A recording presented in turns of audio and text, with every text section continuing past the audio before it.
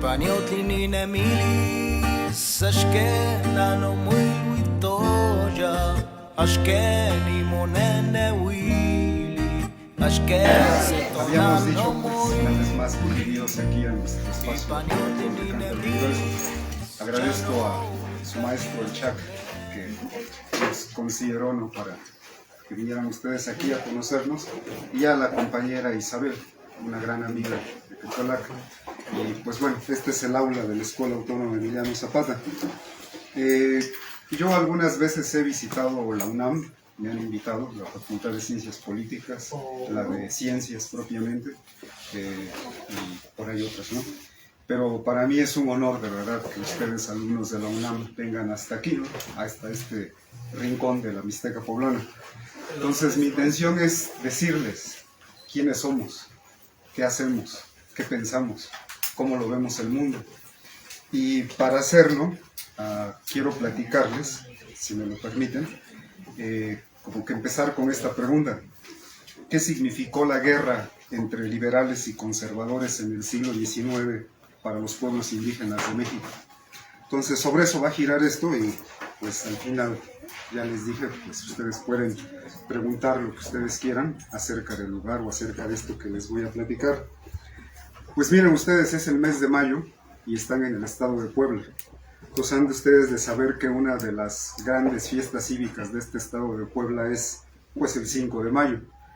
Hace poco yo en internet, en Facebook, vi un meme y era acerca decía dónde se celebra el 5 de mayo, y venía el mapa completo de Estados Unidos pintado de rojo, incluido Alaska, y pintado de rojo en la República Mexicana, el estado de Puebla. Entonces es interesantísimo cómo en Estados Unidos celebran esta fiesta, ¿no?, del 5 de mayo, de la libertad, casi como para reafirmar la doctrina Monroe. Pero bueno, en Puebla es la gran fiesta cívica. Entonces en la ciudad de Puebla hacen un desfile gigantísimo, todas las escuelas del estado participan, y siempre viene el presidente de la República a esa fiesta, es magna, y pues es una grande fiesta. Llama la atención porque al final, hasta atrás de todos los contingentes, aparece siempre el batallón de Zacapuastla, que le dicen, que es un grupo de indígenas de la Sierra Norte que les piden expresamente que vayan bien limpiecitos, bien vestiditos, vestidos de manta, guarache, calzón de manta, sombrero, y van allá hasta atrás marchando, ¿no?, para recordar el papel que tuvieron los pueblos indígenas pues en esa batalla del 5 de mayo de 1862. Entonces ese es el batallón de las Zacapuastlas. Entonces aquí en el pueblo, estamos aquí en la cabecera del municipio de Huitziltepec, se llama Santa Clara Huitziltepec, también hay un gran desfile. Las escuelas públicas del pueblo y una particular que hay, pues desfilan, nosotros no, nosotros somos la Escuela Autónoma Emiliano Zapata. Bueno, ellos desfilan, y pues sí, también se hace una grande fiesta, echan cohetes en cada esquina del pueblo, pues es el desfile, participan todas las escuelas, y a mí cada año me vienen a pedir ropa de manta, porque hay que disfrazarse de indígena ese día. Entonces cada año me piden prestada ropa y ya no la devuelvo, pero es parte, ¿no?, de todo esto que les quiero plantear. Entonces, bueno, como que se pone mucho énfasis en el papel que tuvieron los indígenas en el siglo XIX, en particular los indígenas nahuas, también totonacos de la Sierra Norte, en esta batalla del 5 de mayo, porque se considera que pues son héroes porque lucharon contra los invasores franceses, ¿no? Lo ponen así, que con machetes se enfrentaron al ejército más poderoso de la época, y pues sí, enaltecen mucho lo indígena para ese día. Pero también se les olvida una cosa, que hubo pueblos indígenas que apoyaron completamente a Maximiliano, al Segundo Imperio. Y entonces como que uno se pregunta, ¿y entonces dónde quedamos los pueblos indígenas? Como que si apoyaron los pueblos indígenas del siglo XIX, el Segundo Imperio, a Maximiliano, ¿qué son? ¿Qué fueron? Fueron traidores, fueron renegados, porque la historia oficial así lo pinta, ¿no? Los liberales son los buenos, los conservadores son los malos. Entonces, si le vas con los liberales, chido; si eres contra los conservadores de la época, pues malo, ¿no? Pero hubo muchos hechos que a veces se nos olvidan, ¿no? Por ejemplo, ya una vez instalado el régimen juarista, hubo despojo de tierras de los pueblos indígenas, las tierras comunales se les fueron quitadas, despojadas, perdimos territorios. De hecho, la idea era desaparecer a los pueblos indígenas con este proceso de transculturación, o sea, quitarles lo indio y volverlos mexicanos, ¿no? Lo que iba a ser un ciudadano mexicano. Hubo guerra, acuérdense que hubo guerra contra los yaquis, hubo guerra contra los coras, hubo guerra contra los otziles en Chiapas, contra los mayas. Entonces, una vez instalado el régimen liberal, pues tal vez sí fue muy bueno, pero para los pueblos indígenas también fue guerra. Continuación de la guerra de exterminio, que empezó hace 500 años. Y les digo, este proceso que se plantearon los liberales, de transculturizar a los pueblos indígenas, de enseñarles a hablar español, de civilizarlos, o sea, de borrar nuestra identidad. En el tiempo que estuvo el Segundo Imperio, gobernando aquí en México Maximiliano, para los pueblos indígenas hubo restitución de tierras. Se reconoció en parte su autonomía, se reconocieron como pueblos, como tales, y pues se les otorgaron derechos también. Entonces Maximiliano traía esa idea, ¿no?, de reconocer a los pueblos indígenas, y por eso pues hubo pueblos que apoyaron la causa de Maximiliano. Y entonces por eso es que nos preguntamos qué fue esta guerra para nosotros, porque una cosa es, les digo, la historia oficial, la historia del poder, y otra cosa es nosotros, ¿no?, la gente de carne y hueso. ¿Qué fue para nosotros? Lo que nosotros vemos aquí es que fue una guerra entre ellos, no nuestra, no fue nuestra guerra, entre liberales y conservadores. Era por implantar o una monarquía o una república, pero para ellos, ¿no? Era esto del feudalismo, si sigue, con los conservadores, que estuvo aquí implantado 300 años, o el moderno capitalismo, explotador, salvaje. Teníamos que escoger entre una cosa u otra, ¿no? Y por otro lado también consideramos que era la implementación, la implantación de la cultura latina, en la versión que sea, española, francesa, la que sea, o la anglosajona, entiéndase, la gringa. Entonces a nosotros nos dieron a escoger como, ¿qué quieres, no? Casi casi como dijera el compa Galeano, ¿no? ¿Con qué salsa quieres que te coman?, le dicen a las aves del corral, ¿no? ¿Con qué salsa quieres ser comido? ¿Quieres a los liberales o quieres a los conservadores? Tú decides, ¿no? De ahí la libertad. Bueno, dejen que les platique algo. En 1860, Miramón, que era presidente de la República, ellos para ese entonces ya tenían, digamos, la ventaja, los conservadores, sobre los liberales. Acuérdense que el gobierno de Benito Juárez estaba pues ahí recluido en Veracruz. Entonces a Miramón se le ocurrió una estrategia, dijo, bueno, vamos a sitiar la ciudad de Veracruz, vamos, la rodeamos, se llevó 7,000 hombres, él iba hasta el frente, y apagó a uno de sus militares para que fuera a Cuba, a La Habana, para comprar barcos de guerra, ¿no?, buques de vapor. Entonces este almirante se va a La Habana, los compra, con el dinero que pidieron prestado a un banco suizo, el Jeter Bank, los bonos suizos, y entonces se van salen de La Habana, y sí, se plantan enfrente de Veracruz. Ese era el plan de Miramón, ¿no? Los rodeamos por mar, por tierra, tenían la ventaja militar y les ganamos, ¿no? Pero ahí resulta otra cosa, entraron los gringos. Entonces lo que hace Benito Juárez es hablar con los gringos, con sus contactos, y hacen un plan. Y entonces los gringos lo que hacen, barcos gringos de guerra, toman los 2 buques que Miramón compró en Cuba y los detienen como si fueran piratas. Y, o sea, se involucran en la política nacional abiertamente, se los llevan, creo que a Nueva Orleans, los encarcelan, los acusan de piratería, tiempo después los dejan libres, ¿no? Entonces Estados Unidos tuvo mucho que ver en esto, ¿no? Y tuvo que ver mucho del lado de los liberales también. En la opinión de un indígena náhuatl, de Tixtla Guerrero, han ustedes de haber escuchado de Ignacio Manuel Altamirano, él escribe por ahí a finales del siglo XIX un libro que se llama, creo, Paisajes y Leyendas. Entonces es interesante muchas cosas que él dice, pero habla de muchas cosas, ¿no?, así sobre la cultura de México, los pueblos, pero sobre este asunto él dice, acuérdense que Altamirano era de los liberales, fue soldado, fue diputado, y ya que se instauró la República ya se dedicó a ser escritor. Entonces él en sus reflexiones dice que la estratificación de razas y clases continúa. O sea que se dio la guerra entre liberales y conservadores, expulsaron al malo, o sea, al Maximiliano, y la situación de los pueblos indígenas quedó igual o peor. No hubo gran cambio para eso. Entonces hoy yo les quiero platicar de un renegado, de un traidor. ¿Quién merece nuestra admiración y respeto? De verdad. Él empezó como liberal, pero luego apoyó a Maximiliano, de hecho fue secretario de Relaciones Exteriores, y le salió caro. Murió en el exilio en 1871 en Alemania, en Bonn, solo, enfermo. Le costó muy caro haber apoyado a Maximiliano. Su nombre es Don José Fernando Ramírez. Espero les suene el nombre.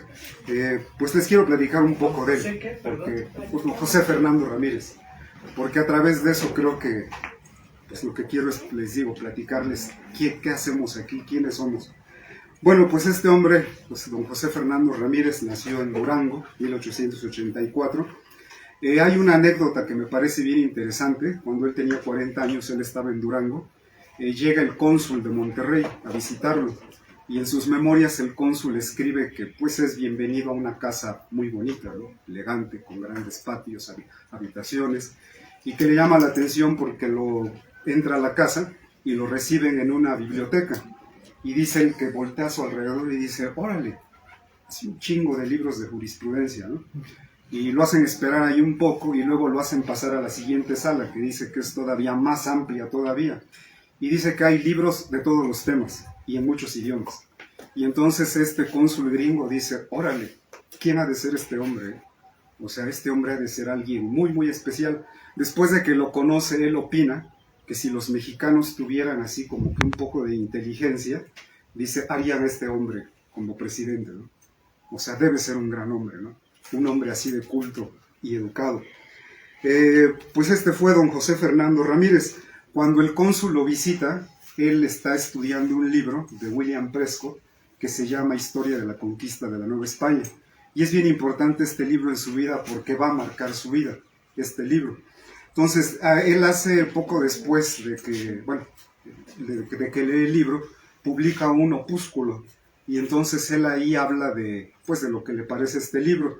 Entonces él ahí hace una crítica. El libro le parece excelente en su método, todo eso, pero dice, hay algo que no cuadra, que es que no toma las fuentes indígenas, no las toma en cuenta, ¿no? O sea, el libro es excelente, pero algo le falta, ¿no? Entonces él valoriza a los pueblos indígenas, en particular al mundo náhuatl, a los pueblos náhuatl. Entonces este historiador, que también lo fue José Fernando Ramírez, hay algo que lo mueve tanto de ese libro, que él dice, en el futuro deberá haber un gran historiador que corra por sus venas la sangre de los conquistadores, o sea, de Occidente, y la sangre indígena. Y dice algo muy bello porque dice, pero su sangre debe correr tranquilamente, o sea, no debe haber odios, ni rencores, ni indigenismo, ni hispanismo, ¿no? Tiene que ser, dice, una pluma filosófica. Dice, y ese hombre todavía no está aquí, él está viendo su siglo XIX, los intelectuales académicos del siglo XIX, dice, ese hombre todavía no puede estar aquí, va a venir algún día. Dice, pero entonces hay que allanar su camino. Y entonces él lo que dice es, hay que rescatar los monumentos indígenas, o sea, las fuentes indígenas, para que ese futuro historiador tenga los elementos, las bases, las fuentes, pues para hacer el trabajo que va a hacer. Bueno, entonces lo que dice que ese futuro historiador tiene que conocer como que las dos tradiciones, la indígena y la española. Y entonces él dedica su vida, don José Fernando Ramírez, a salvar, a rescatar, a compilar, a cotejar y sobre todo a editar. Porque bueno, considero que un historiador no es solamente el que hace historia, es también quien la publica, ¿no? Quien la edita, quien la da a conocer.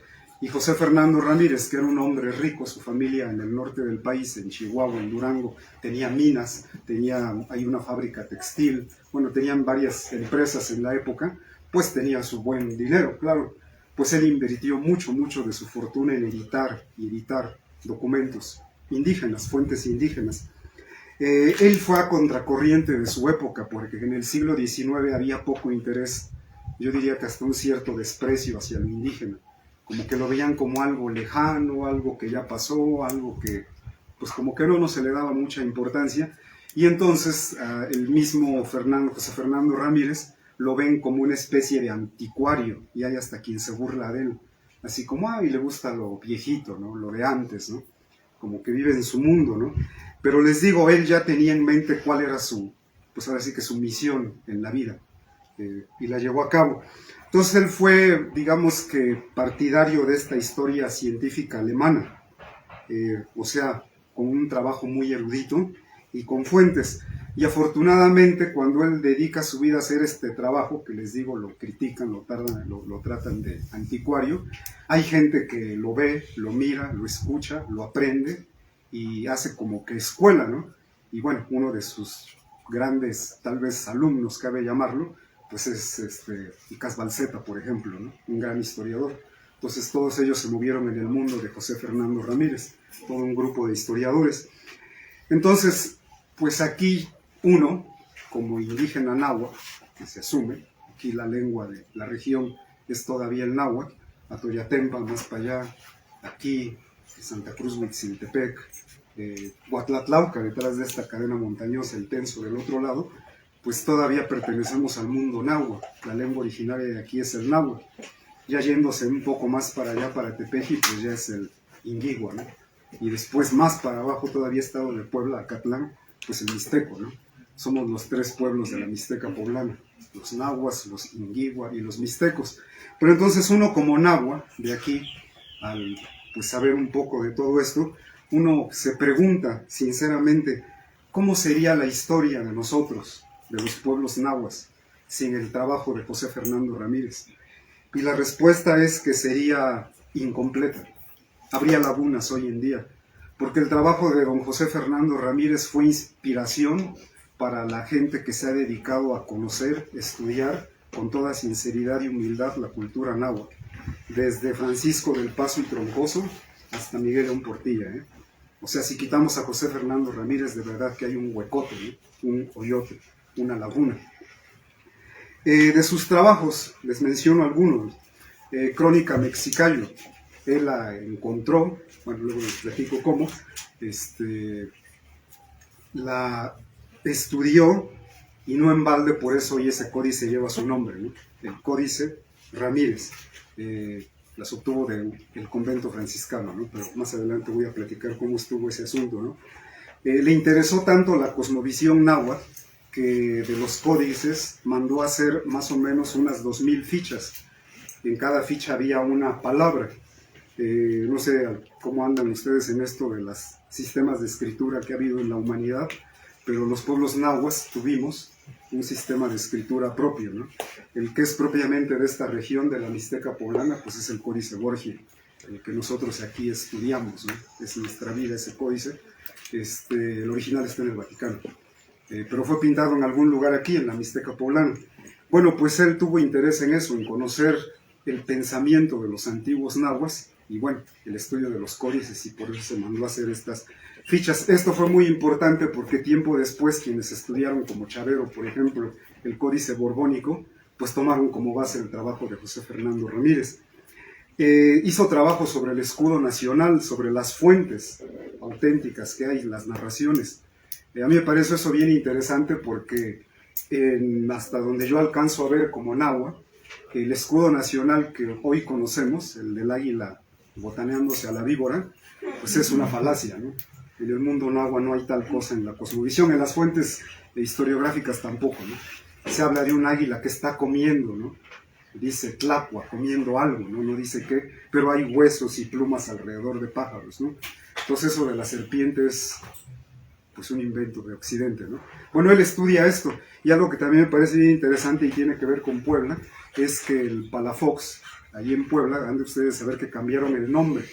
Antes se llamaba Maximino Ávila Camacho, una avenida de las más importantes, de las 4 que cruzan la ciudad, y en un régimen panista que hubo, Eduardo Rivera me parece, le cambiaron el nombre, pues por uno de los obispos de Puebla, ¿no? Palafox y Mendoza. Bueno, José Fernando Ramírez estudia esto, y a mí me pareció interesante enterarme que este obispo se oponía fervientemente a que se usara el águila sobre el nopal y todo eso en el escudo, porque decía, esos son creencias indígenas, y tiene razón, eso es parte de la cosmovisión de los pueblos náhuatl, es un símbolo religioso, ¿no? Los tres planos cósmicos, ¿no? De los que habla profusamente el Códice Borgia, por ejemplo, ¿no? Entonces sí hay mucho de cierto en ello, ¿eh? Bueno, pero no más eso. Otra de sus obras interesantísimas es la obra que hizo sobre motolinía y de las casas. Y digo interesantísima porque como que él pone ahí esta especie de, como que dos posiciones contrarias que hubo en el siglo XVI hacia nosotros, hacia los pueblos indígenas, ¿no? Porque cuando hablan, por ejemplo, de Hernán Cortés, parece que están hablando de personas diferentes, ¿no? Por un lado, Motolinía lo enaltece, lo alaba, se llena de halagos hacia Hernán Cortés. De las casas, pues dice que es un rufián, ¿no? Están hablando de dos personas diferentes. Entonces Motolinía lo que hace es defender la conquista, ¿no? Dice, está bien, ¿no? Es una guerra religiosa del bien contra el mal, ¿no? El bien son ellos, los españoles, el demonio somos nosotros, ¿no? O sea, la religión náhuatl, ¿no? Con todas sus creencias, sus obras de arte. Entonces justifica la destrucción de un mundo. A diferencia de eso, pues de las casas lo que hace es denunciar, ¿no? Pues ante el rey de España mismo, ante el Papa, todos los abusos que se están cometiendo aquí, ¿no? En la Nueva España contra los indígenas. Entonces todo eso viene ahí en su obra esta sobre Motolinía, ¿no? Es una cosa como que hay que conocer, leer. Sus obras históricas hay quien opina que son todo un curso de historiografía, su obra misma, ¿no? Son narraciones entre el contacto de españoles e indígenas y también pues, son fuentes, narraciones ya de la época colonial. Y Sagún, ¿no? Cuando estuvo visitando en los museos de Europa, en uno de sus exilios, por sus diferencias con Santana, pues se exilia y él pues no se va de vacaciones, ¿no? Él va a los museos a ver las fuentes, hace descubrimientos de la obra que se encuentra dispersa de Sagún, ¿no? Y publica Sagún, ya había una publicación de Sagún, de Bustamante, pero pues está toda llena de errores, ¿no? Está muy mal hecha. Entonces él hace una todavía mucho mejor, ¿no? Entonces un gran trabajo el que hizo. Y en su biblioteca de él, de José Fernando Ramírez, pues él tenía muchos documentos. Algunos eran copias que él mandó hacer de manuscritos y otros eran los mismísimos originales. Pero también voy a hablar un poquito de eso más después. Como político, pues su vida fue interesantísima. Él vivió las dos invasiones, la de Estados Unidos y la de los franceses. Entonces imagínense lo que no tiene que decir ese hombre, ¿no? Lo hizo, escribió una colección de cartas sobre la guerra de Estados Unidos contra nosotros, y la primera carta es una que le dirige a Santana, en donde él no es que fuera como que adivino, pero él ya ve lo que va a pasar cuando habla de Texas, ¿no? Y le dice, lo mejor es negociar Texas, ¿no? Porque estos vatos van a querer más todavía, ¿no? Y no se van a conformar, y sí, pasa, ¿no? En el 47 se dejan venir los gringos y ya saben lo que pasó, ¿no? Perdimos medio territorio en esa guerra. Entonces él escribe cartas sobre todo eso, ¿no? Entonces, interesante leerlo para entender esa época. Escribe mucho sobre toda lo que está pasando en el Congreso mexicano. Mientras los gringos ya vienen aquí ganando la guerra y ya nos están invadiendo, ellos parece que están en discusiones bizantinas. Están ahí hablando que de una nueva constitución, hay envidias, hay intrigas ahí en el Congreso entre los partidos políticos. Pues el país está hecho un desmadre y él lo dice claramente, ¿no? ¿Qué está pasando con los políticos de la época, los partidos, el Congreso? Y pues bueno, él escribe sobre todo eso. Cuando es presidente Valentín Gómez Farias, él hace de ministro de Relaciones Exteriores, pues por los liberales. Él se lamenta mucho lo que ocurrió, o sea, él vive en carne propia, porque pues andaba metido en la política, tuvo que ver algo en las negociaciones de Guadalupe Hidalgo, se lamenta de lo que pasó, de cómo fue que humillantemente perdimos todo este territorio, y dice, pues sí, ya perdimos todo, ¿no? Dice, menos el honor, porque ese ya lo habíamos perdido antes, ¿no? O sea, así está decepcionado de su país, ¿no? De ver lo que están haciendo los políticos con el país. Él dice que necesitamos ayuda urgente, ya consumada la invasión, ya perdido medio territorio, porque dice, Estados Unidos no se va a conformar. O sea, él quiere más. Y lo dice, ¿no? Seguro va a querer el Istmo de Tehuantepec, lo cual ocurre, ¿no? Y lo demás que se negoció en el McLean Ocampo, en el tratado, los pasos en el norte. O sea, los gringos no se iban a conformar, ¿no? Ni se conforman. Después, cuando fue presidente ya Arista, pues les digo, fue ministro, y es cuando se va al exilio, porque Su Alteza Serenísima pues no está muy de acuerdo con él, Santana, y entonces se exilia. Y cuando es presidente Ignacio Comonfort, él es nombrado director del Museo Nacional, y por eso es que le toca recibir todos los acervos de los museos, de los conventos que digan, ¿no? Y esos van a dar al Museo Nacional. Entonces imagínense lo que ha de haber sido para él como historiador recibir los originales del siglo XVI, XVII, XVIII, ahí de los conventos, ¿no? Pues bueno, le tocó vivir él eso, ¿no? Sobre la intervención francesa, pues él, al ver todo este asunto, les digo, lo que se firmó en el Tratado de Maclean Ocampo, al ver toda la clase política lo que está haciendo, él acepta ser el ministro de Relaciones Exteriores de Maximiliano, y les digo, eso le salió caro, ¿no? Lo convencen, dicen que quien lo convenció fue Carlota al final, pero pues después de muchas pláticas él se negó varias veces y finalmente acepta ser el ministro de Relaciones Exteriores. Él denuncia en sus escritos la actitud de soberbia petulante de los académicos y los funcionarios franceses, de cómo nos desprecian, ¿no? De cómo no toman en cuenta todo el trabajo de académicos y políticos mexicanos, sino que pues ellos vienen aquí así como que a mandar, ¿no? Como que vienen a partir de cero, ¿no? Bueno, escribe sus memorias, que se llama La Historia del Segundo Imperio. Entonces también ahí hay una beta riquísima para entender qué fue todo esto, ¿no? Denuncia también la dependencia excesiva a Napoleón. Entonces dice, bueno, pues si todo hay que negociarlo con Napoleón, entonces ¿para qué Maximiliano, no? Mejor nos entendemos directamente con Napoleón III. Y luego habla, por ejemplo, de la pusilanimidad, el temor del emperador francés a Estados Unidos. Entonces acuérdense que Estados Unidos está viviendo su guerra civil, ¿no? Entonces cuando termina su guerra civil, ahí sí es el acabose, porque pues viene la doctrina Monroe. El continente americano es para los estadounidenses y no va a permitir que alguna potencia europea se venga aquí, ¿no? Entonces él critica eso, ¿no? Que pues a decir que Napoleón no se faja, ¿no? No dice, en él, nos quedamos, no. O sea, le tiene miedo a los gringos. Lo escribe Ramírez. Reconoce también que se reconocieron muchos derechos precipitadamente. Y aquí a todo esto hay otra escena que también a mí me parece interesantísima, que es de todo lo que él escribe, hay una escena que él escribe de su encuentro con Maximiliano. Entonces imagínense lo que significó para él conocer en persona pues, al Maximiliano de Habsburgo, ¿no? La realeza europea, y él pues como intelectual, académico, político mexicano. Resulta que lo que él conoce es un joven y no conoce el yugo del que hablaban los liberales, ¿no? Él lo que conoce es un joven culto de 30 y tantos años que hablaba chingo de idiomas, ¿eh? O sea, hablaba alemán, ¿no? Pues era austríaco, serbo-croata, inglés, español, francés, italiano hablaba también, latín obviamente, y se interesó por el náhuatl, ¿no?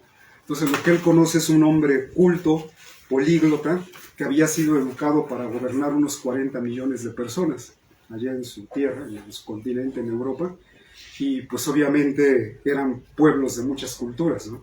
Entonces por eso él traía esa idea, ¿no? Esa mente abierta hacia las culturas diferentes. Bueno, así fue educado él. Comparte intereses económicos José Fernando Ramírez con Maximiliano. Pues los dos son dos hombres cultos, ¿no? Entonces hay mucho que platicar sobre historia, sobre asuntos, y comparte eso. A Maximiliano le sorprende que José Fernando Ramírez no conoce a Teotihuacán. Dice, órale, que tan mexicano y... Entonces, bien interesante porque él conoce Teotihuacán pues con Maximiliano. Maximiliano lo lleva a conocer las ruinas arqueológicas de Teotihuacán.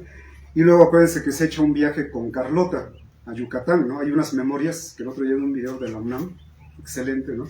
Presentan el libro, editan el libro de las memorias, chulada, ¿no? Entonces todo lo que escribe José Fernando Ramírez, las ruinas arqueológicas de los mayas, porque bueno, a final de cuentas para José Fernando Ramírez el imperio de Maximiliano, pues viene a ser un proceso de reconocimiento, pues ahora sí que de su propio país. Él conoce su país, ¿no? Con Maximiliano. Y pues bueno, ¿cómo descubrí yo a José Fernando Ramírez, ¿no? O sea, me refiero a cómo a mí me podría interesar este hombre, ¿no? Don José Fernando Ramírez. Hay algo que compartimos José Fernando Ramírez y yo, nuestro interés por el asunto guadalupano, la cuestión guadalupana, decía él. Entonces, eso comparto yo con él. Y entonces a mí me llamó mucho la atención que ahí husmeando, indagando sobre el asunto, o como dijera él, la cuestión guadalupana, me topo con una escena. Yo la verdad ni sabía quién era José Fernando Ramírez, ni me cuenta. Pero la escena que pintan de este hombre me llamó mucho la atención, ¿eh? Y a partir de ahí dije, órale, ¿quién fue este? Pues ahora sí que este vato, ¿no? Y entonces fue como, pues ahí me puse un poco a leer acerca de él, ¿no? Bueno, resulta que en 1846 el arzobispo de México es Manuel Posada y Garduño. Él ya está enfermo, ¿eh? Estoy hablando de abril de ese año, después se va a morir. Ya está enfermo, y José Fernando Ramírez, pues al ser un hombre bien metido en la élite, pues él era católico, ¿no? Muy católico, aunque estaba a favor de la libertad de cultos, mucho, visita al arzobispo, y entonces ahí se cuenta que pues el arzobispo ya está en cama, y él le plantea la cuestión guadalupana, le dice, pues, señor arzobispo, ¿qué hay con este asunto, ¿no? Con la cuestión guadalupana? Y el arzobispo le responde algo fuerte, le dice, lo que hay de cierto sobre ese asunto está sobre esa mesa, en ese pequeño expediente que está ahí, pero eso ni tú ni nadie lo va a ver jamás. Y dice José Fernando Ramírez, ¿qué habrá ahí? En ese, lo vio de lejitos, ¿no? Un expediente así de delgaditos. Dice, ¿qué habrá ahí en ese expediente? Bueno, pues él no lo conoció, ese expediente, ¿no? Ese expediente del que habla Garduño es ni más ni menos que las informaciones de 1556, todo un documento, ¿no? Para entender la cuestión guadalupana. Resulta que allá en septiembre, la fiesta de la Natividad de la Virgen, 8 de septiembre, en el convento de Franciscano, en la capilla de San José de los Naturales, el provincial de los franciscanos, Francisco Bustamante, se echa ahí en la misa, como dicen, su homilía, ahí ante, o sea, quien está frente a él no es cualquiera, ¿eh? Está el virrey, los oidores, o sea, está la élite de la Nueva España enfrente de él, y entonces él ahí despotrica en contra del obispo. O sea, a mí se me hace fuerte el asunto, ¿no? Él habla, Francisco Bustamante, de ¿cómo se llama?, de los milagros. Él está en contra de que digan que ahí están ocurriendo milagros. Y él dice que quien hable de milagros se le deberían de dar unos 100 o 200 azotes, ¿sí? Él habla de las limosnas. Dice, ¿y qué hacen con esas limosnas, ¿no? ¿Qué está pasando con esas limosnas? Y entonces él dice que esas limosnas, en lugar que se depositen ahí, porque llama mucha gente, pues que mejor se destinen al hospital de los pobres, creo que es su sugerencia. Pero para el punto, lo más importante que dice este franciscano es, dice, y no está bien que se le permita a los indios venerar una pintura que fue colocada ahí, que la veneran los indios como si fuera una diosa, cuando todos sabemos que esa pintura fue hecha por el indio Marcos. Entonces él está hablando de Marcos Zipac, que fue uno de los alumnos de Fray Pedro de Gante. Acuérdense que Gante puso allí un taller de pintura atrásito del convento, y pues enseñaron a los indígenas las técnicas de pintura europea. Entonces piensen ustedes en cómo fue que se llenaron de vírgenes, santos, cristos las iglesias. Pues había un grupo de pintores indígenas que eran los que hacían las obras y los que ponían en las iglesias. De hecho, aquí en el estado de Puebla, si ustedes algún día visitaran Huejotzingo, no sé si les suena el pueblo, se puede ir por Cholula de este lado, ahí en el pórtico, el convento está en ruinas, pero hay una parte pues más o menos salvada, ahí hay una Virgen de la Asunción.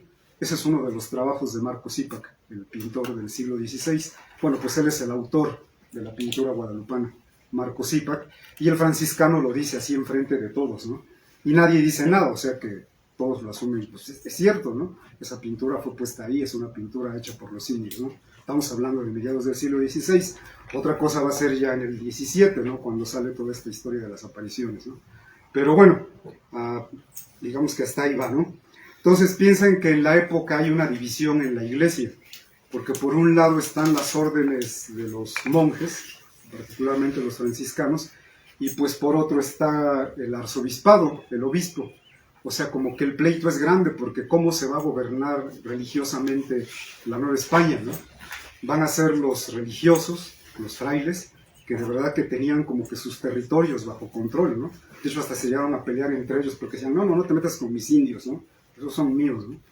Hoy va a ser la iglesia institucional, la de los párrocos, obispos, directamente con el Papa y todo eso, ¿no? Entonces tiene que ver esto con eso, mucho. Lo que pone al descubierto las informaciones de 1556 es eso. De hecho, el obispo manda a escribir esto, las informaciones, porque las piensa usar como en su defensa, porque la acusación que está haciendo Francisco Bustamante es muy, muy seria. Entonces dice, pues por si hay broncas, mejor que quede por escrito. Y por eso es que le preguntan a testigos, gente muy respetable, obviamente todos españoles, sobre esto. Y este documento que quedó por escrito, que son las informaciones de 1556. Bueno, resulta, miren lo que son las ironías de la historia, que 300 años después, o sea, si eso pasó en 1556, ese escándalo, pues ya estamos hablando de 1856, septiembre también. ¿Qué pasó entonces?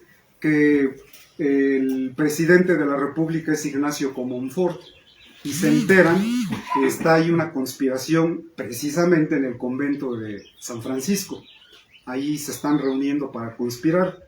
El presidente se entera a tiempo y manda a apresar a todos, y entonces como que quiere dar un golpe, ¿no?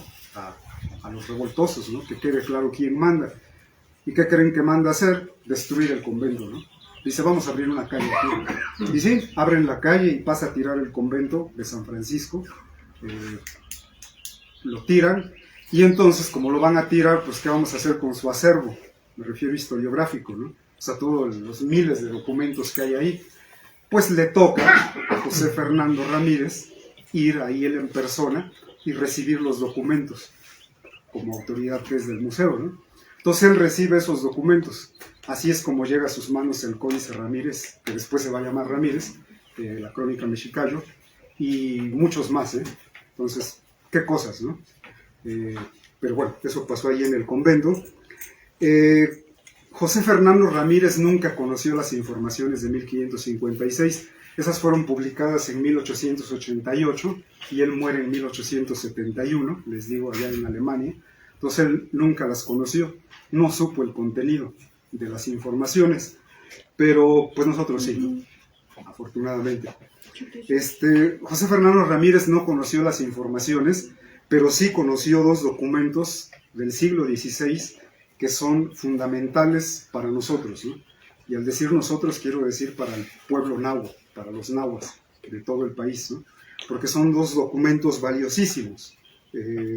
Uno de ellos es el Nican Mopohua, de la historia de las apariciones guadalupanas, y otro es Cantares Mexicanos. ¿Sale? Los dos están relacionados con él. Sobre el Nican Mopohua, para quien no sepa, pues es la historia de las apariciones guadalupanas a Juan Diego, ¿no? Está escrito en alfabeto latino, fue escrito a mediados del siglo XVI y pues fue escrito por un náhuatl. La mayoría de los historiadores le adjudica la obra a Antonio Valeriano. Para nosotros no es gran problema, o sea, si fue Valeriano o no fue Valeriano, seguro fue un indígena náhuatl que sabía ya escribir el alfabeto latino en náhuatl y lo escribió en náhuatl, ¿no? Ese Nican Mopohua actualmente se encuentra en la Biblioteca Pública de Nueva York. ¿Cómo fue a dar ahí? Que actualmente está allá en los New Yorks. Bueno, pues va a dar ahí porque cuando muere José Fernando Ramírez, regresan sus libros que se llevó a Alemania a México, sus hijos se los venden a Chavero, que fue su discípulo, y Chavero escribe su obra, creo que es la primera parte esta de México a través de los siglos, escribe su obra, y pues la verdad no cumple el deseo, el anhelo que tenía su maestro, ¿no? Que era que no se pierda su biblioteca, ¿no? Porque él sabía que era una herencia para nosotros, ¿no? Pues no lo hace y se lo vende a un Vivales. Y entonces eso va a dar a Londres, ahí a una de las tiendas de subasta, y así es como la biblioteca esta de Nueva York se hace de esa colección de documentos guadalupanos.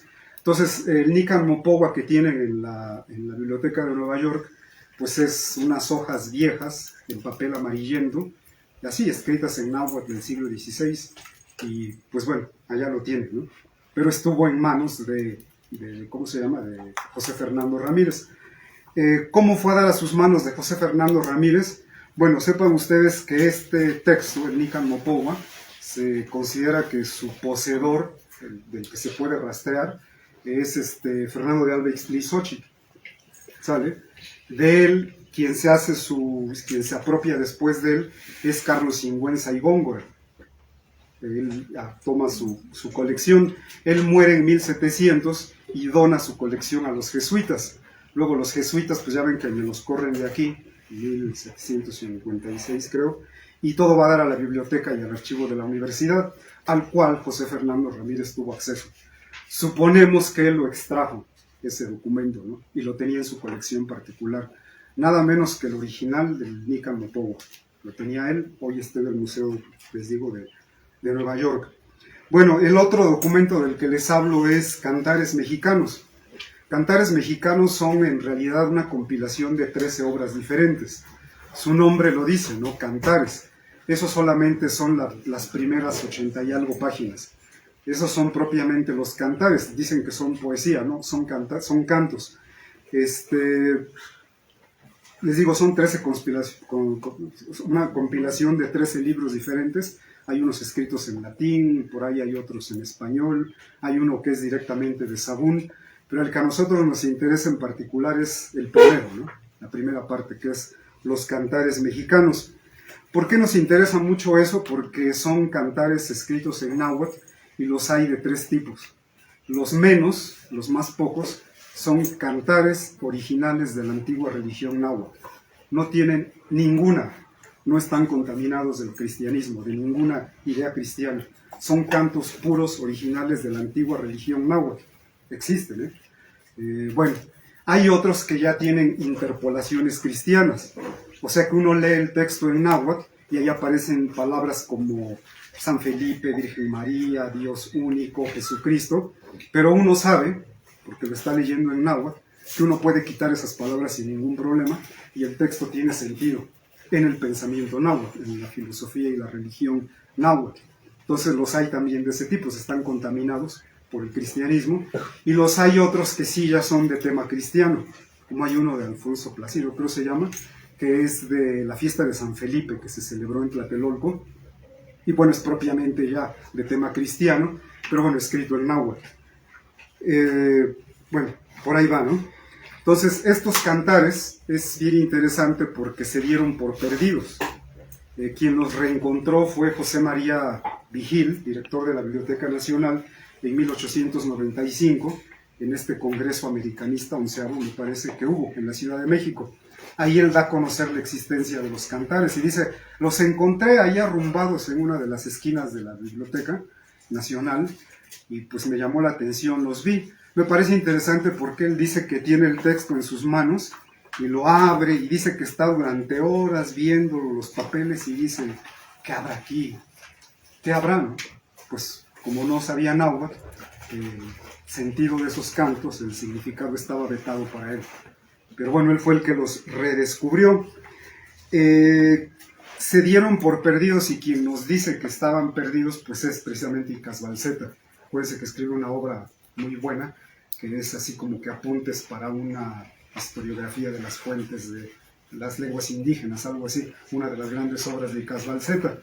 Bueno, pues entonces él ahí reporta que él fue a la biblioteca y ya no los encontró, entonces los dan por perdidos. Afortunadamente, cuando ya se habían dado por perdidos, ya había 2 copias. ¿Y quién las mandó a hacer? Don José Fernando Ramírez. Así de grande su interés, ¿no? Con Chimalpopoca las manda a hacer y de eso sirvieron como base para textos que fueron publicados en Estados Unidos en inglés, textos de cantares mexicanos, como poemas los publican. Pero bueno, entonces estuvieron en su poder de José Fernando Ramírez, los cantares mexicanos. Afortunadamente había copias y bueno, después José María Vigil los encontró y bueno, no hubo tal pérdida. Y la UNAM, por cierto, los acaba de publicar en 2011. Y bueno, aquí los tenemos, obviamente, ¿no? Es una de nuestras joyas que tenemos aquí, los cantares mexicanos. Bueno, a todo esto que les platico, debo decirles que aquí en nuestro espacio, el caracol que canta el universo, nuestra lucha es por los derechos y la cultura náhuatl, porque somos náhuatl, ¿sí? Para nosotros esto de lo náhuatl, lo indígena, la lucha, no es un hobby, no es algo en lo que nos entretenemos. Tampoco es algo en lo que como que nos dedicamos para lucrar de alguna forma o para sobrevivir, o sea, no somos académicos aquí, ¿no? Para nosotros, y lo digo con la honestidad correspondiente, es una cuestión de supervivencia, porque lo que nos preguntamos seriamente es, ¿habrá vida para nuestro mundo, el náhuatl? ¿O debemos darlo ya por perdido y olvidado y dejarlo como muchos lo consideran, ¿no? Como una pieza de museo, ahí que vayan los turistas a sacar fotos a las pirámides, ahí que los académicos estudien los textos antiguos, pero los nahuas de hoy, los vivos, los de carne y hueso, que estamos regados por todo el país, ¿qué? ¿No? ¿Nosotros qué? Entonces por eso digo que nuestra lucha es por eso, ¿no? Por los derechos y la cultura náhuatl. Bueno, entonces por eso nuestro interés por estos textos, ¿sí? Entonces en cuanto al Nican Mopohua, esta joya de la literatura náhuatl, así lo entendemos nosotros, estamos bien conscientes de que en este mundo, en este universo que conocemos, nunca existieron las apariciones guadalupanas. Eso pertenece al mundo de la fantasía. Guadalupe y Juan Diego son personajes literarios de esta obra literaria náhuatl, ¿no? Son personajes literarios y así lo entendemos. Hay muchas cosas en el Nican Mopohua que pues bueno, me parece que no han sido tomadas en cuenta. Para mí el gran problema del Nican Mopohua es la traducción. Cuando ustedes traducen el Nican Mopohua al castellano, o da lo mismo si al inglés, al francés, al alemán, hay muchas traducciones ya en varias lenguas, al momento de destruir, se destruye el significado del Nican Mopohua. Y no pasa de ser una historia piadosa, bonita, chistosa, a algunos les parecerá, el lindito, así todo mencito, ¿no? Ingenuo que va caminando.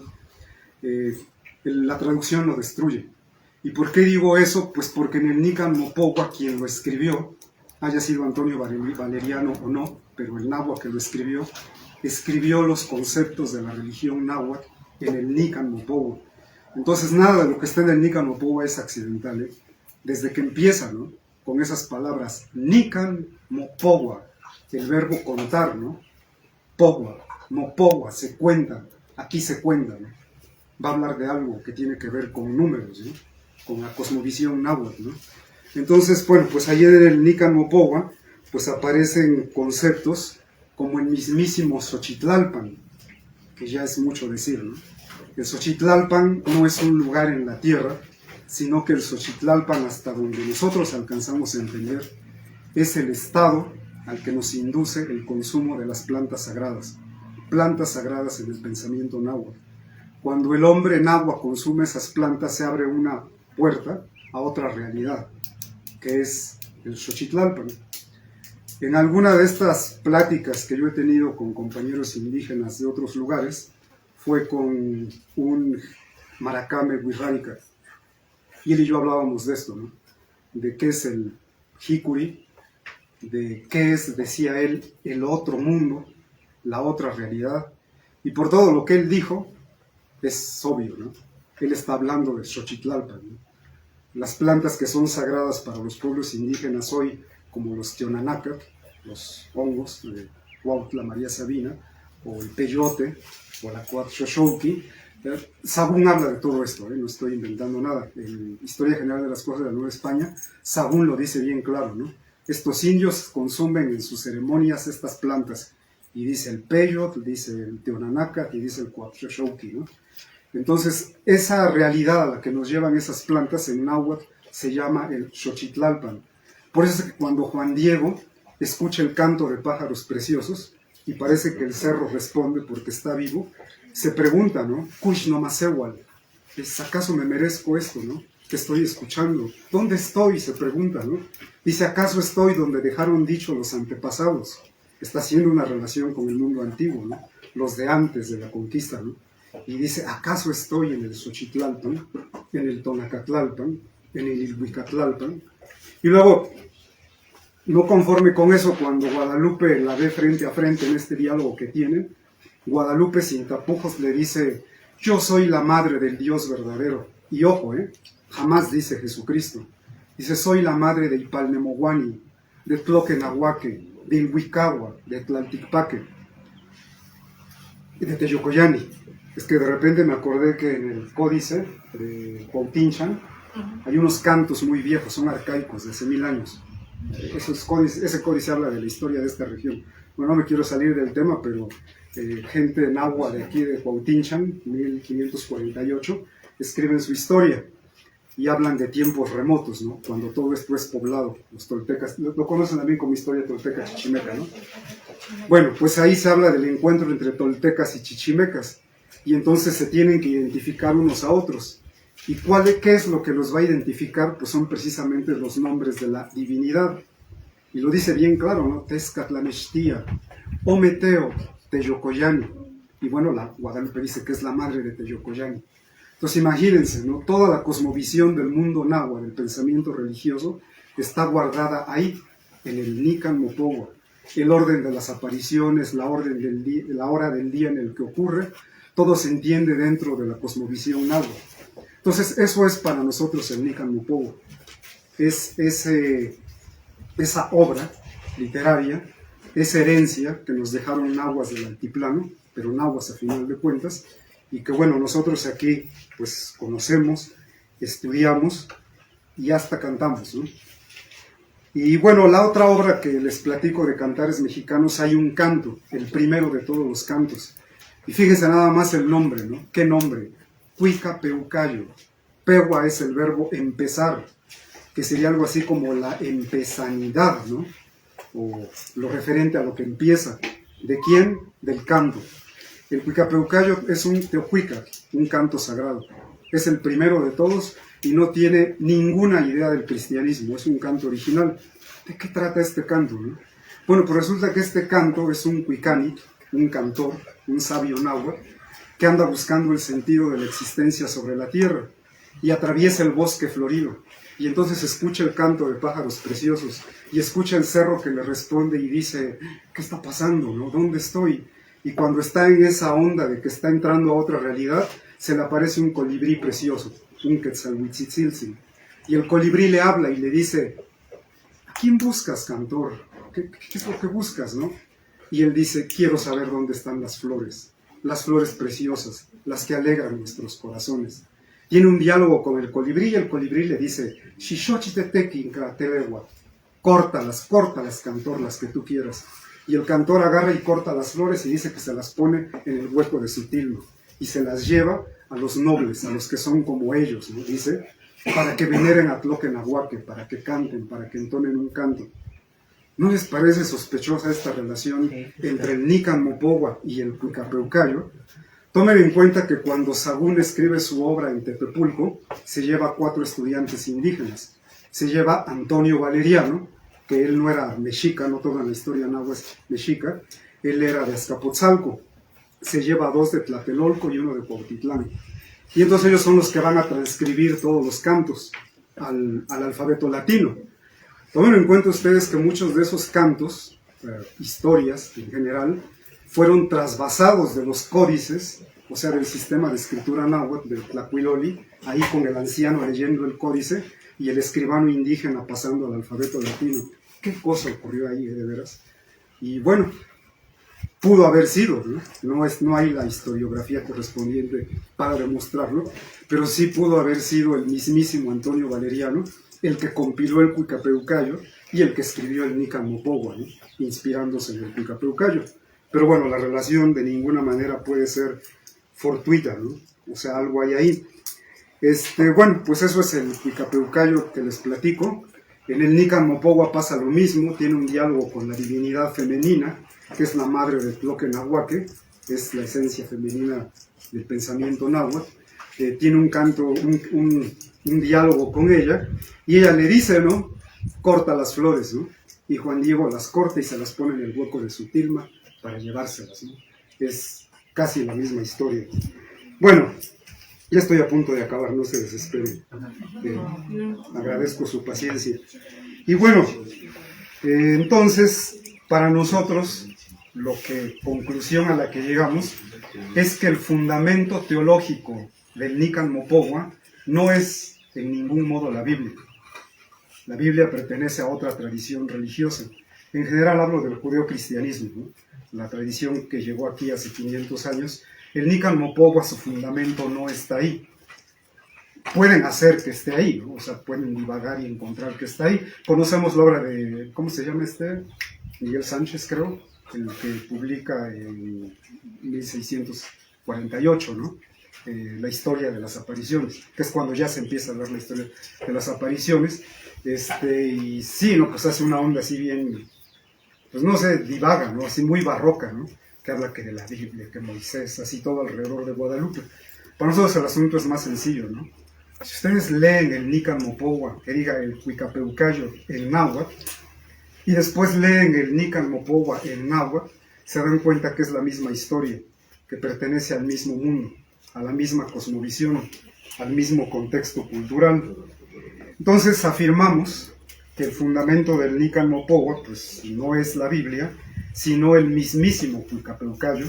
El Huicapeucayo, que es un texto, repito, original de la tradición náhuatl, que obviamente no nació en el siglo XVI. En el siglo XVI fue transcrito al alfabeto latino, pero esa tradición viene de tiempos muy remotos, ¿no? Me atrevería a decir hasta de tiempos teotihuacanos, que es hasta donde alcanzamos a ver un poco, ¿no? La tradición religiosa de la que está hablando. Y hablo desde nuestro pobre, hay que reconocerlo, conocimiento en esto de los códices, la escritura náhuatl, y bueno, resulta que aquí en esta aula pues damos clases de varias cosas, ¿no? Matemáticas, desde aritmética para los niños hasta cálculo para los universitarios preparatorianos. Hablamos mucho a veces de política internacional, geopolítica, pero también nos interesan las lenguas, ¿no? Entonces, por muchas razones hay gente que quiere aprender inglés, ¿no? Piensa que se va a ir a Estados Unidos y lo van a recibir con los brazos abiertos porque medio habla inglés, ¿no? Y dicen, Filo, enséñanos a hablar inglés para que nos vayamos. No es mi asunto para qué quieren aprender inglés. Si un alumno viene aquí, le enseñamos, ¿no? Entonces, con eso quiere decir que hay varios alumnos jóvenes, que estudian inglés. He tenido algunos de alemán, he dado clases de español a extranjeros, un francés, un eslovaco, un gringo que han venido por aquí. Pero lo que les quiero platicar es que una de las lenguas que queremos, conocemos, aprendemos, pues es la náhuatl. Entonces, afortunadamente sí ha habido quien se interesa por conocerla, ¿no? Un poco. Entonces ha venido aquí gente del pueblo a tomar clases. No sé si lo notaron, pero nosotros todos los días, antes de empezar la primera clase, anotamos ahí el nombre del día de hoy, porque estamos viviendo en ese tiempo, en otro tiempo, en el tiempo de los antiguos. Entonces, para nosotros hoy es un día 6 Osomatli, y uno de los niños llega y lo primero que hace es borra y pone el día de hoy, ¿no? Bueno, pero no solamente de aquí del pueblo, también ha venido gente de otros lados para acercarse un poco a la lengua náhuatl, porque desgraciadamente, pues aquí estamos viviendo, yo diría seriamente, una tragedia, ¿no? Este proceso que los liberales del siglo XIX querían llevar a cabo está a punto de consumarse, ¿no? Lo que la Iglesia Católica no logró en 3 siglos, el Estado mexicano lo está haciendo así, ¿no? En décadas. Entonces, mis abuelos, este terreno donde estamos, aquí donde estamos, vivió mi tatarabuelo, bisabuelo, abuelo, padre, por eso estoy yo aquí.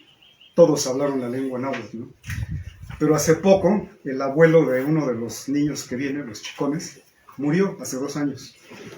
Era el último nahuablante del pueblo, ¿no?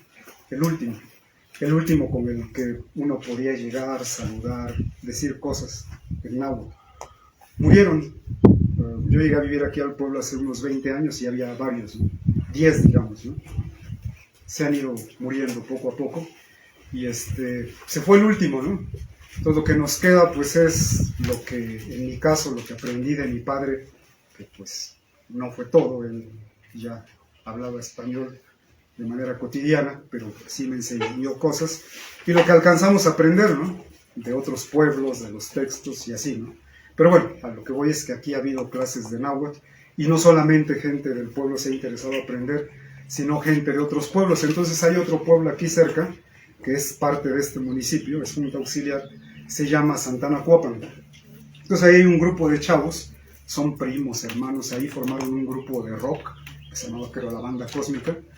Un día se comunicaron y dijeron, ¿qué onda ese filo? Pues como que queremos saber qué pedo con el náhuatl, ¿no? Así, Coapan, ¿no? ¿Qué significa? O sea, no para salir hablando náhuatl de aquí, ¿no? Pero para acercarse siquiera un poco, ¿no? A la lengua originaria. Bueno, pues vinieron, y músicos son, ¿eh? Ellos estudiaron en la UAP, la Universidad de Puebla, y tocan uno en la orquesta de la UAP, y así, o sea, que son buenos músicos, ¿no? Y para mí fue un honor tener aquí esos 7 muchachos del pueblo vecino, ¿no? Y la mayoría de ellos músicos. ¿A qué viene todo esto que les quiero decir? Bueno, que en esa clase pues vimos palabras, vocabulario en náhuatl, pero también entramos un poco a los textos, ¿no? Así como para entender cosas, o sea, el náhuatl antiguo, ¿no? Y en alguna de esas se me ocurrió en una clase platicar de este canto que les acabo de platicar, el Cuicapeucayo. Les llamó mucho la atención. Uno de ellos, el más joven me parece, vi esa chispa que suele prenderse en la mirada de un joven cuando entiende o descubre algo nuevo. Y dijo, ¿neta? Dijo, ¿eso estaba escrito en una partitura? Digo, de otra manera, ¿cómo salió el canto, no? Existe la palabra en náhuatl antiguo, Sagún la documentó, el cuicámatl, o sea, el papel de canto. Hasta donde yo entiendo, les digo pobremente, porque lo único que estudiamos aquí es el Códice Borgia, no había un sistema de escritura, sino varios. Me refiero a varias especialidades, ¿no? No era lo mismo escribir un tema teológico que un tema político, como este de la genealogía de los señores mixtecos, que el original está en Viena, me parece. Y así, ¿no? Son varios tipos de escritura, que el Tlacuilo se especializaba en uno de ellos, ¿no? Entonces consta que había los cuicacali, las casas de canto, y consta también que había el cuicámatl, el papel del canto. Entonces ese canto estaba en un papel. Es lo que yo les platicaba a estos chavos. En algún momento este canto, con el tlacuilo correspondiente, pues lo entonó, lo dijo, lo habló, lo cantó, y el escribano, Nahua, ya en el alfabeto latino, lo único que pudo hacer, piensen ustedes cómo estaba el desarrollo de la escritura musical en el siglo XVI, bueno, pero la cosa es que lo único que él pudo hacer fue transcribir las palabras al alfabeto latino de estos cantos, ¿no? Pero originalmente estaba en un cuicámatl, ¿no? Bueno, pues el canto pasó al alfabeto latino, a esta colección de cantares mexicanos, llegó hasta nosotros, lo leímos, lo estudiamos, lo aprendimos, y eso les platicaba yo a estos chavos aquí paisanos. Y entonces otro de ellos, que se hace coros, y dijo, órale, ¿cómo sonaría un canto original, de la antigua religión náhuatl? Porque, ojo, otra cosa es lo que hacen hoy los danzantes, otra cosa, ¿no? Que pues a lo mejor está chido, ¿no? Así como que reinterpretar, ¿no? Y hacer cantos a los dioses antiguos que por ahí puede uno leer en varios textos, y pues sí, está chido, ¿no? Folclórico a lo mejor, ¿no? Para algunos. Pero en mi humilde opinión, algo muy, muy serio es un canto original, que viene de una tradición religiosa milenaria. Para mí es otra cosa, no estamos hablando de cualquier cosa. Entonces este chavo decía, ¿cómo sonaba, no? O sea, él como músico, el otro se preguntaba cómo escribían la música, ¿no? Y el otro se preguntaba, bueno, pero ¿cómo sonaba así, con instrumentos? Hay una descripción de los franciscanos, ya ven que hay mucha historiografía franciscana al respecto, de cómo eran lo que ellos llamaban el macehualistli, que era el ofrecimiento, la danza, pero en sentido ritual. Y hablan de hasta unas 5,000 personas, y estos franciscanos se maravillan, ¿no? Porque se dan cuenta de un detalle, hay un lenguaje de por medio. Se dan cuenta que cada movimiento que se hace representa algo, ¿no? La vestimenta, la música, todo. Dicen, ¿qué es eso, no? No se había visto cosas así, ¿no? 5,000 personas así, todos al unísono, rítmicamente, moviéndose, cantando todos al mismo tiempo. Pues esos eran los masehualistas, ¿no? Las fiestas religiosas cantadas de los antiguos nahuas. Y pues bueno, ahí va esto, ¿no?, que les platico. Y entonces a mí, pues como buen maestro que soy, no porque me sienta chingón para nada, sino porque aprendo de mis alumnos más de lo que yo les pueda enseñar, dije, órale, ¿qué onda con ese canto, no? O sea, yo aquí lo agarro, abro la hoja, lo veo, lo leo así tal cual como prosa. A lo mejor uno le quiere dar una entonadita así como de canto, ¿no? Pero ¿cómo será un canto de esos, no?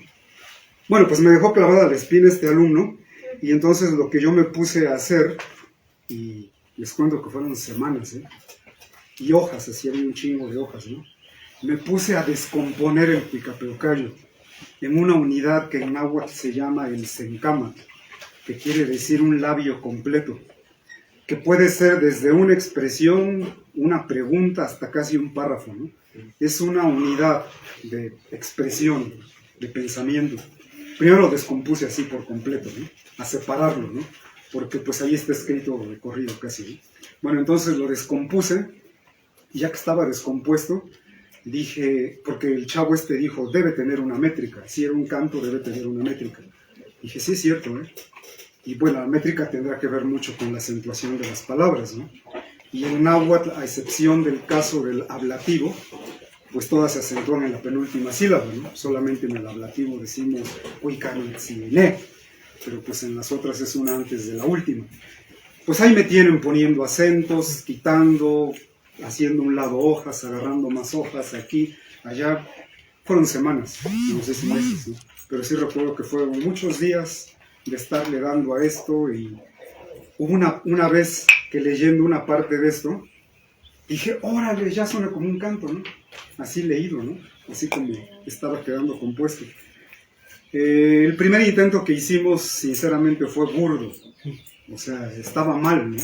Pero sirvió porque eso daba pauta a decir, no, esto como que está muy junto, hay que separarlo. Bueno, ya estuvo bueno de eso.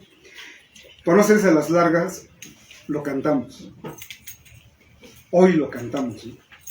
Lo cantamos con respeto, nos han invitado a cantarlo en varios lugares, y les digo, para nosotros es muy importante este canto, porque es ese vínculo del pasado, de una tradición cultural, religiosa, hacia el presente, a nosotros, los nahuas de hoy, original, ¿no? Entonces nosotros lo cantamos, y pues yo les puedo predicar, me dirán, no, pues está chido que lo canten, ¿no? Pero, como les dije al principio, cuando estaban parados hace rato aquí en nuestra entrada, desde el momento en que les permitimos entrar, son nuestros invitados.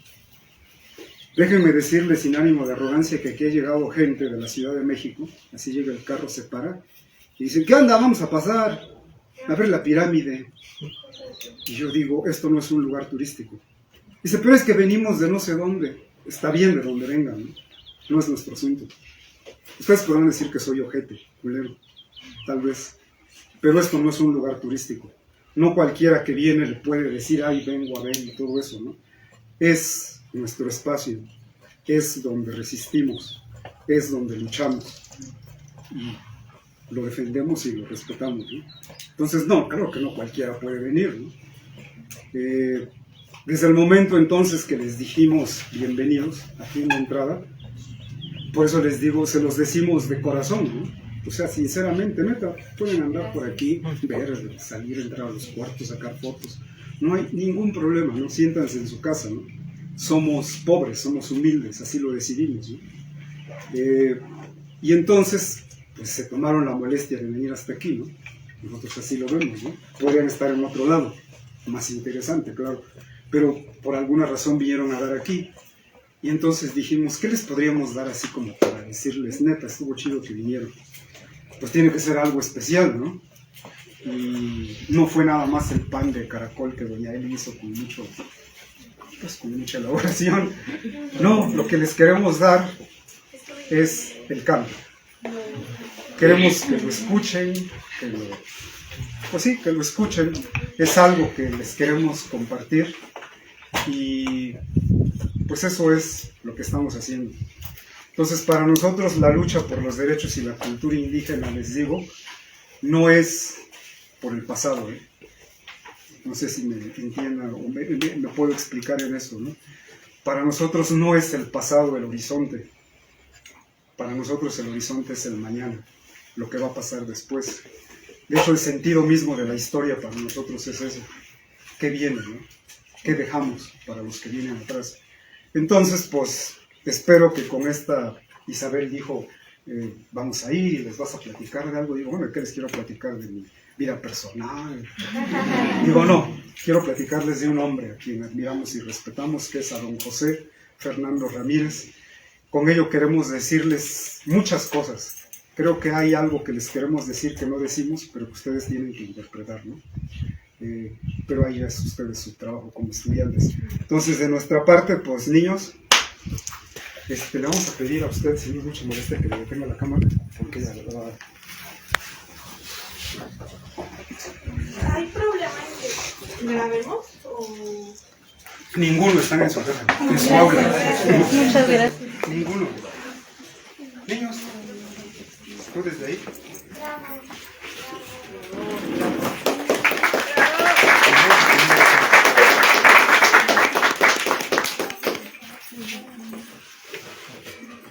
¿Listos? Sale. No, primero caracol. Caracol.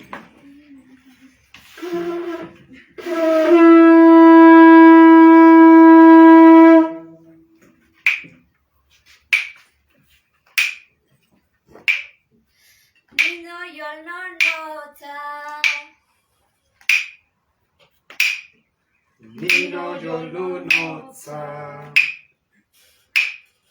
Kampanikui Jetlawiaka Kashochi. Kampaniquis yetiawiaka xochi. Ak Nitlatlanis. Ak nictlatlanis. Notrewanitlatlani.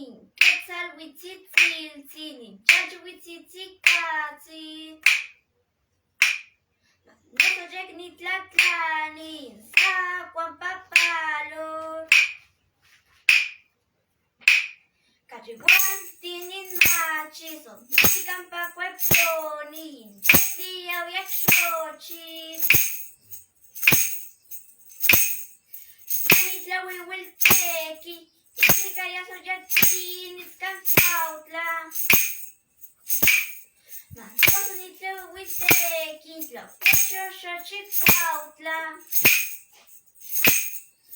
Antanwi Witoliwi. Amostana Meyotok. Simon Camos se me quisía. Asponcanikim Ita. Asponcanikim Ita. La Nechititi, que no Coshangonik temas. Tinikin Tlapalos. Quinte Pilwan. Nikimeles Kirtis.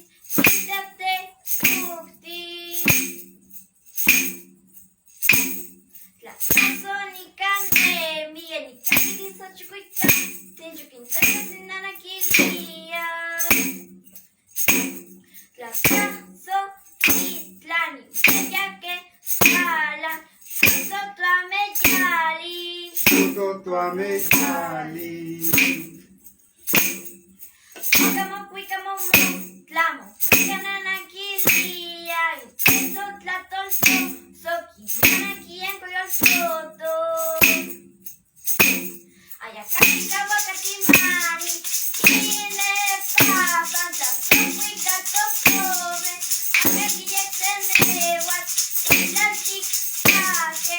Esos catenique. Quito, allá. Loco, satía. Ana me chetitla soguane.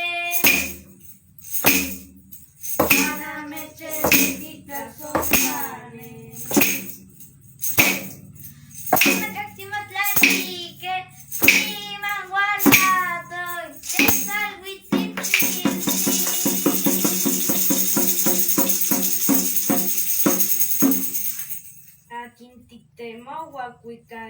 sin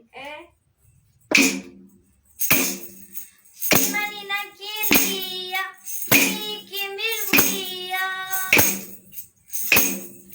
Kampa pagi, Katlia jak szocić, Miki melek kistis, Nową pocytilłam. Imanone tika kawatkę. Pani kanti.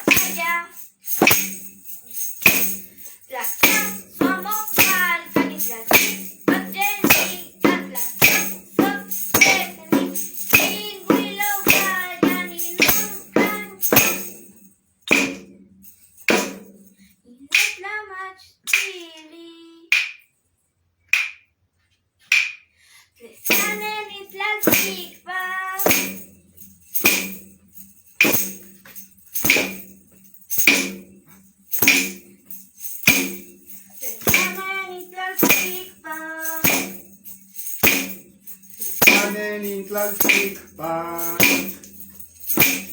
Tlesanen in Tlaltikpak, tlesanen in Tlaltikpak, tlesanen in Tlaltikpak.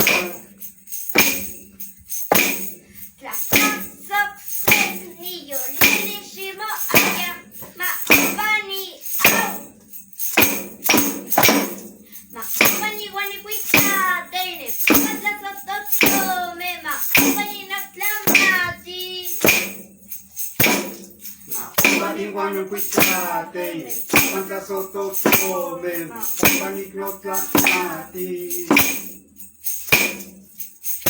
Dia shochit, navia kashochit, inte yolsima. Lilla shochit, avia kashochit, inte yoltima. Insante pakawiya kiwintia. Insante pakawiya kiwintia. Insante pakawiya kiwintia. Insante pakawiya kiwintia. Insante pakawiya kiwintia.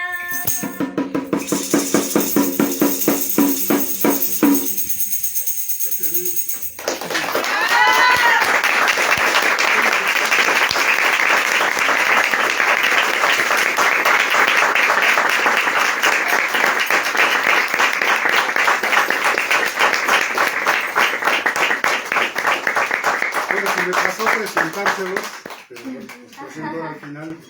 Él es Tlacatzin, o el Tlaca le decimos. Estudia en cuarto año de la primaria aquí en el pueblo, pero también es alumno aquí. Ella es la chica zombie, así me gusta que le digamos. Y ella la Antonella, Miguel y su servidor, el maestro Filipe. Cuando nos hemos presentado, pues nos presentamos como el coro Quetzalhuitzitzil, si pusieron atención, que yo creo que sí. Él es el colibrí, el que pregunta, ¿no? ¿Qué quieres, cantor? ¿Qué buscas? Y el Cuicani, pues qué mejor que sea una mujer y una niña, ¿no? Quien lo cante, ¿no? El protagonista, siempre es el protagonista, ¿no? Pero ahora es la protagonista de esta historia antiquísima, pues es él. Entonces, pues, gracias, niña.